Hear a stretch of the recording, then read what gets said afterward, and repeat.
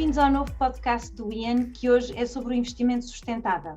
Nos últimos anos, a preocupação com o investimento sustentável conduziu ao desenvolvimento de estratégias de investimentos e de fundos de investimento de ESG, que vem da sigla em inglês Environment, Social e Governance. O valor dos ativos ESG deverá atingir perto de 38 bilhões de dólares no final deste ano em todo o mundo e poderá mesmo atingir 53 bilhões de dólares em 2025, o que representaria um terço do mercado global. Os defensores desta nova forma de classificar os ativos consideram que é uma maneira de incentivar o desenvolvimento económico mais sustentável, mas os ativos ESG não estão isentos de problemas e de dificuldades. Para falar connosco sobre este tema, convidámos hoje a doutora Isabel Lucha, presidente da Euronext de Lisboa. Boa tarde e obrigada por ter aceitado o nosso convite. Boa tarde, é um prazer. Portugal tem um mercado de capitais que é relativamente pequeno e esta tendência para o ESG considera que será mais favorável ou desfavorável ao desenvolvimento de mercado. Isto porque nós sabemos que as exigências de reporte para este tipo de ativos são maiores, mas será que isto poderá ser compensado também por um maior interesse por parte dos investidores? Primeira nota importante, é preciso percebermos que estamos num tempo onde este tema já não é uma opção, é uma necessidade que as empresas todas têm, sejam empresas cotadas, sejam empresas não cotadas, de serem mais transparentes, de darem mais informação relativamente a estes temas. Não só por exigências regulatórias, mas que não são exclusivas do mercado de capitais, não é? Mas também porque os investidores, os cidadãos, os clientes, os colaboradores assim o exigem.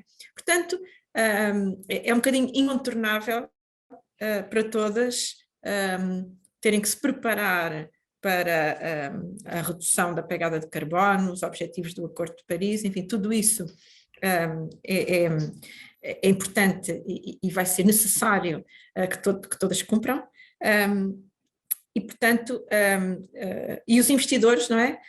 Cada vez são mais exigentes relativamente também à necessidade de terem essa informação e de incorporarem essa informação.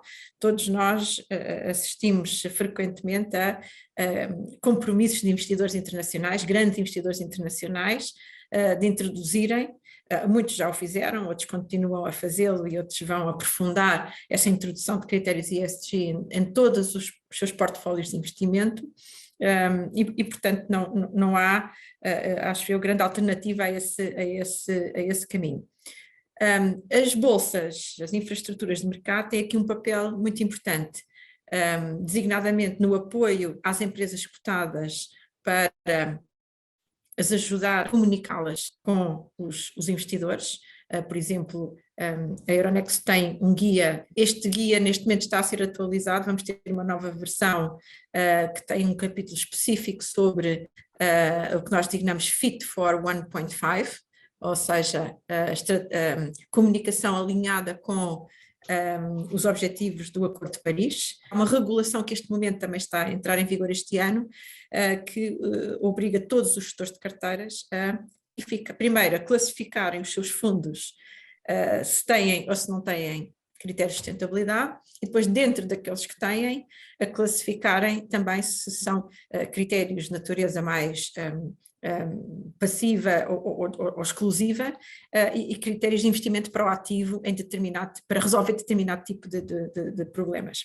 Portanto, o mercado está todo a evoluir e o esforço que as empresas e os investidores estão a fazer tem todo este contexto. Surgem várias questões a partir desta intervenção inicial que são relevantes e se calhar primeiro seria útil falar um bocadinho sobre os critérios que existem a nível, enfim, europeu, no caso de Portugal é talvez o mais relevante, mas também a nível mundial. Nós sabemos que existem desafios importantes, por exemplo, sabemos que a classificação da ESG carece muitas vezes de transparência, difere nas métricas e metodologias e levanta questões sobre se de facto isso contribui para o valor a longo prazo ou se muitas vezes no caso, por exemplo, dos fundos mais relacionados com a sustentabilidade ambiental, se esses ativos não estão a fazer um bocadinho greenwashing.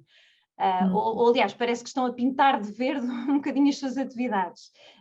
E de facto já há uma legislação a nível europeu que impede um bocadinho isto, mas por outro lado também é verdade que a OCDE, por exemplo, refere num relatório que saiu ainda no fim, saiu esta semana um relatório que refere que muitas das empresas que de facto têm uma classificação, uma pontuação de sustentabilidade verde bastante elevada, estão dentro das empresas várias dessas empresas estão dentro das empresas que têm uma maior pegada de carbono.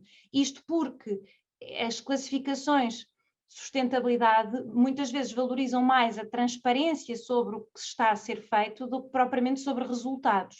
Por isso, o que eu gostava de perguntar é o que é que está a ser feito e quais tipo de classificações, que tipo de métodos é que estão a ser usados e legislação para, enfim, para as pessoas terem uma certa confiança que aquilo que estão a comprar enquanto investidores estão a trabalhar no sentido dessa sustentabilidade, não é? Que as pessoas que estão a fazer esses investimentos desejam. Absolutamente, estou integralmente de acordo que estamos ainda numa fase onde não existe uma harmonização de critérios, não existe um consenso à volta do que são as métricas que todos devem utilizar, a forma como essas métricas ou como esses indicadores devem ser calculados, às vezes o mesmo indicador, ainda um dia deste alguém me explicava, a pegada de carbono pode-se calcular de muitas formas diferentes, não é? Portanto, como é que se calcula, qual é a forma correta ou adequada, e depois depende das atividades económicas, portanto, há ainda um grande caminho a percorrer, mas que é fundamental,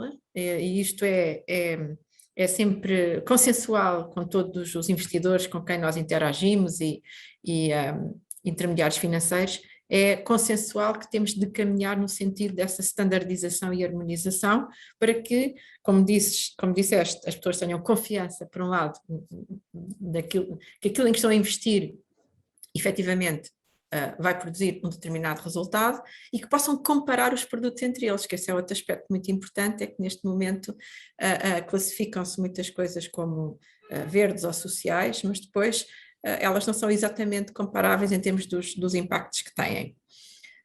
A Comissão Europeia tem feito um grande progresso, aliás, é reconhecido que a Europa talvez seja o espaço económico mais avançado em termos mundiais relativamente a normas para tentar harmonizar e standardizar alguns destes temas, desde logo a designada taxonomia europeia. A taxonomia é exatamente identificar quais são as atividades económicas, os setores e as tecnologias que contribuem para melhorar, neste momento está só focada na parte ambiental, não é? Para melhorar o desempenho ambiental das organizações. Há obviamente um projeto para estender isto também para os critérios sociais e do governo, mas neste momento a parte que já foi divulgada, publicada e que irá entrar agora progressivamente em vigor, abarca só as atividades que têm um contributo positivo para o ambiente ou que mitigam riscos relacionados com o ambiente.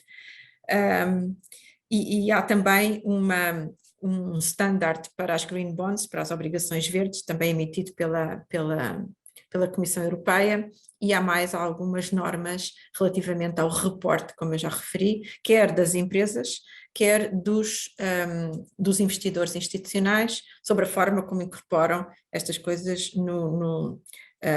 nas suas decisões, nas suas estratégias de investimento e depois, obviamente, naquilo que é o impacto nos portfólios.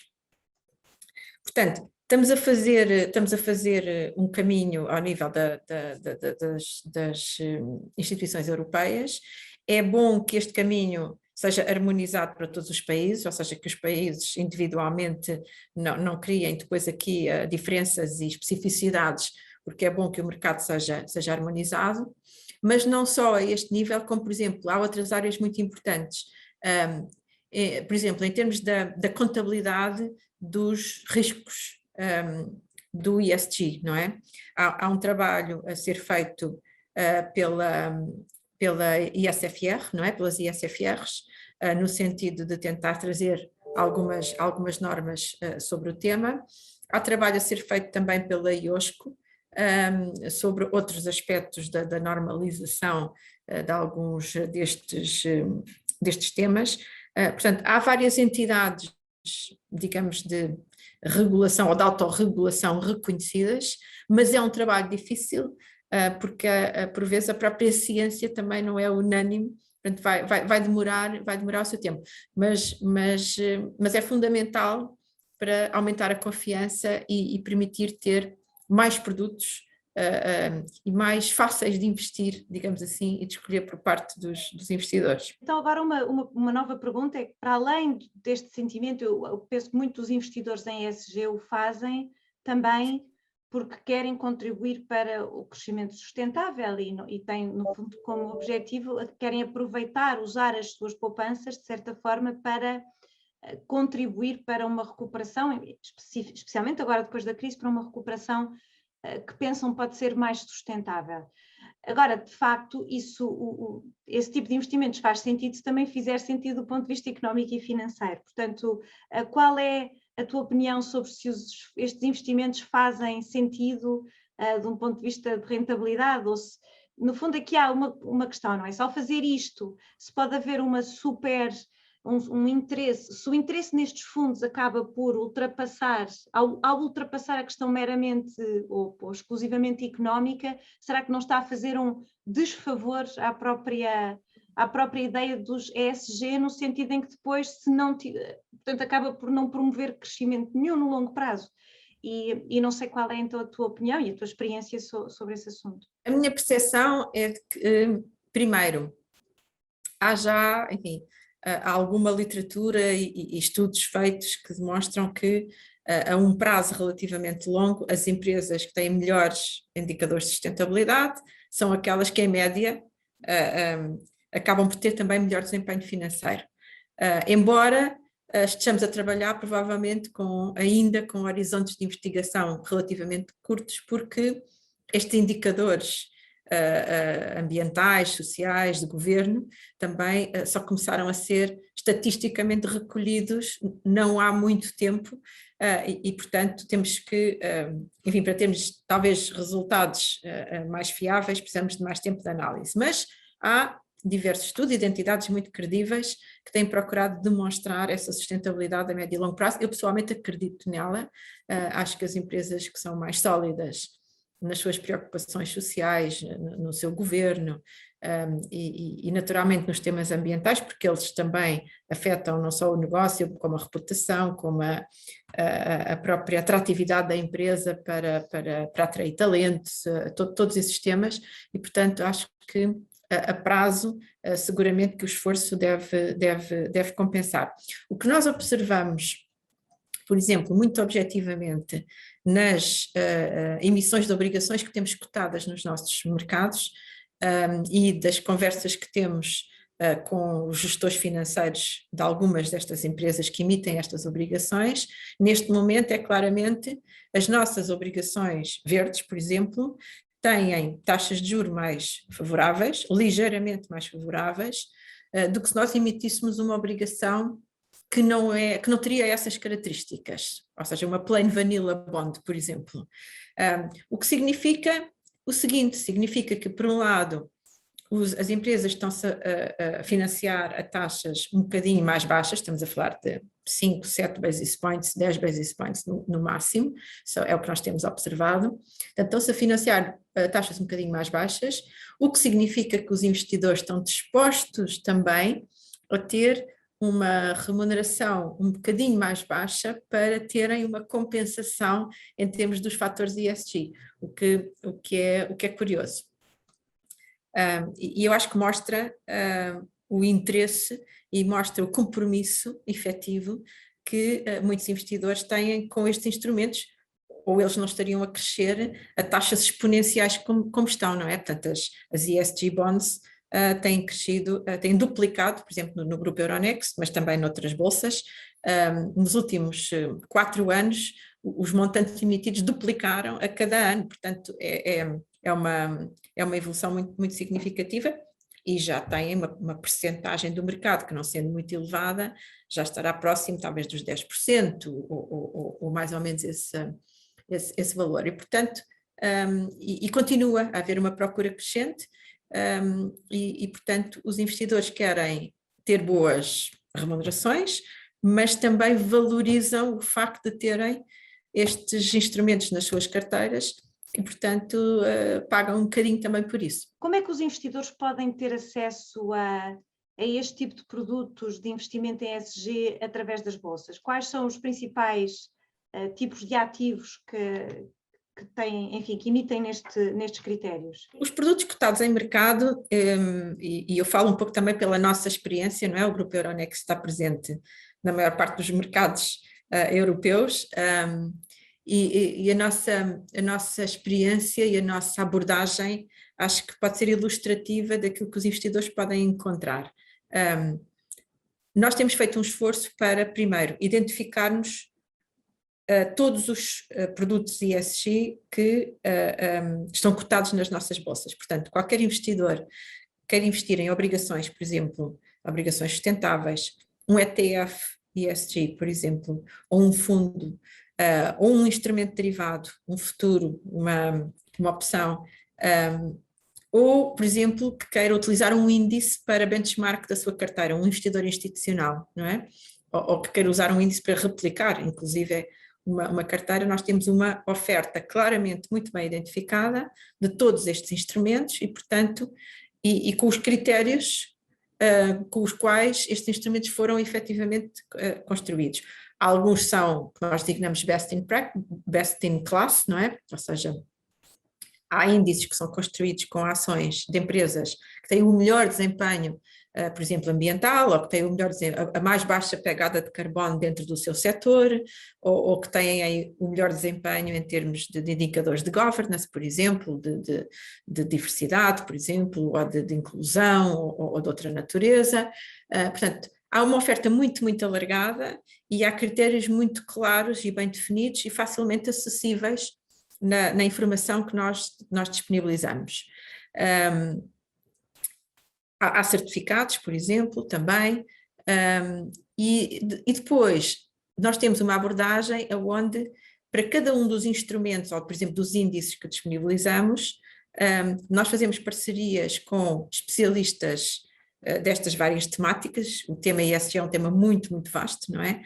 Vai desde a pegada de carbono até à diversidade nos conselhos de administração, portanto isto é um tema muitíssimo vasto, e portanto, não tendo todo esse know-how interno, o que nós fazemos é parcerias com entidades que são claramente reconhecidas, ou usamos estándares que são claramente reconhecidos. Isto, enfim, é um processo em evolução, porque os próprios estándares estão em evolução e porque, enfim, as entidades especializadas também vão evoluindo no seu caminho, mas entidades como o Carbon Disclosure Project, o Carbon 4, Sustainalytics, a VGO, algumas agências de rating, a S&P, por exemplo, já têm áreas muito, muito especializadas e nós temos um leque o mais alargado possível de parceiros para termos uma visão o mais consensual possível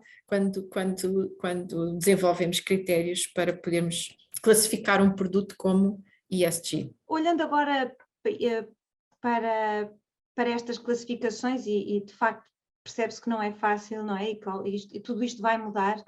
Na tua opinião, o que é que vai ser preciso no futuro para os ativos em Portugal? Isto é uma tendência a nível mundial, mas como a experiência naturalmente aqui que tu tens é mais de Portugal, na tua opinião, como é que é possível para as empresas e etc. se tornarem mais compliant, no fundo? O que é que deve ser feito para se tornarem mais, digamos, mais sustentáveis, não é? Como é que podem fazer? Será que em Portugal nós temos mais, um maior caminho a fazer na área do ambiente, na área da governance ou na área do social? Eu, por exemplo, na área do social não sei quais são exatamente, eu acho que embora na área do ambiente já há taxonomia europeia, que tem dificuldades. Na área da governance existe toda a teoria de corporate governance que é muito estudada e que tem, enfim, até em Portugal também tem muita análise feita em Portugal, mas em todo o mundo. A questão social eu acho que se calhar, pelo menos a percepção que eu tenho é que estará um bocadinho mais atrasada, mas em que áreas, na tua opinião, é que se deve investir mais para, no fundo, incentivar estes investimentos mais sustentáveis? Sem dúvida. Esse é um debate que nós também temos tido internamente, e temos exatamente essa percepção.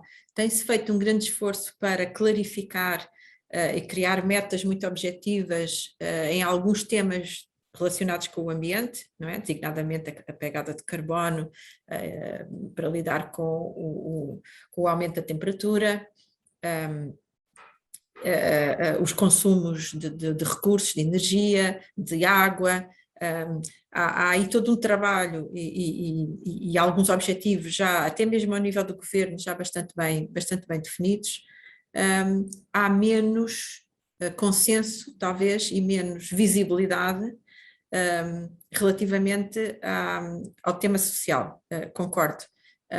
E penso que não é só um tema que deva ser promovido pelos governos e pelas instituições europeias, e, enfim, que têm aí o seu papel em muitos aspectos, mas é um tema que as empresas podem e devem também promover mais, ser mais ativas e ser mais visíveis relativamente a muitas coisas também muito positivas que são feitas e que por vezes não são contabilizadas ou reportadas.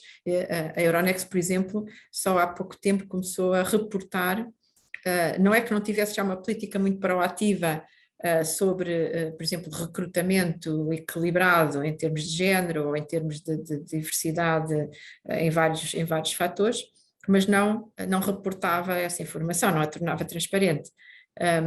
E isso é um caminho que as empresas têm que fazer e que deve ser claramente incentivado, porque se alguma coisa nós aprendemos nesta pandemia foi que o fator humano foi talvez o mais importante para nos fazer, para ultrapassarmos, não é? Todos em conjunto nas nossas organizações, este enorme desafio, não é? Que foi estarmos quase 2 anos fechados, digamos assim, em casa, não sem trabalhar, mas muito, muito isolados e a trabalhar de uma forma muito diferente daquela que trabalhávamos antes, e o facto é que as organizações, não todas sem dificuldade, algumas com dificuldade, como se está a ver, aliás, em algumas cadeias algumas cadeias de produção que ainda sofrem disrupções pelo facto de estarmos a sofrer esta situação, mas em muitas situações conseguimos ultrapassar graças a este fator humano, da capacidade das pessoas se empenharem, se mobilizarem, colaborarem, se adaptarem, e este aspecto eu acho que as pessoas ganharam uma nova consciência, as empresas ganharam uma nova consciência da importância do pilar social e, portanto, eu acho que vai haver mais enfoque.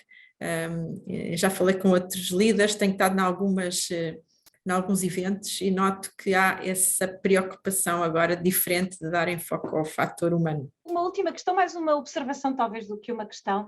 Existe alguma evidência, para além daquilo que referiste sobre a questão de no longo prazo haver pelo menos uma expectativa, mas também já alguma evidência de que estas empresas que estão mais preocupadas com a sustentabilidade terem também maior, no fundo, mais lucros e ter melhor desempenho económico? Existe também alguma experiência atualmente, e este relatório da OCDE que eu referi há bocado fala sobre isso, sobre empresas terem eventualmente até terem um desempenho menos mau numa situação de risco. Mais do que propriamente serem muito melhores do que as outras em circunstâncias normais, terem um desempenho melhor, relativamente melhor, perderem menos numa situação de risco. Portanto, em jeito de conclusão, se calhar esta crise poderá ter incentivado as empresas a investirem mais na sustentabilidade também porque se calhar existe a percepção que pode de facto no futuro, em situações de risco, torná-las mais resilientes face ao risco. Enfim, mas isto é um tema que eu acho que vai ter muito desenvolvimento e, portanto, se calhar vamos voltar a falar sobre isto mais para a frente, mas por agora, muito obrigada por aceitares participar neste nosso podcast E obrigada a toda a nossa audiência que costuma seguir-nos e que acho que vai encontrar aqui mais umas boas ideias para olhar o mundo nos próximos meses. Muito obrigada. Obrigada, eu, foi um gosto.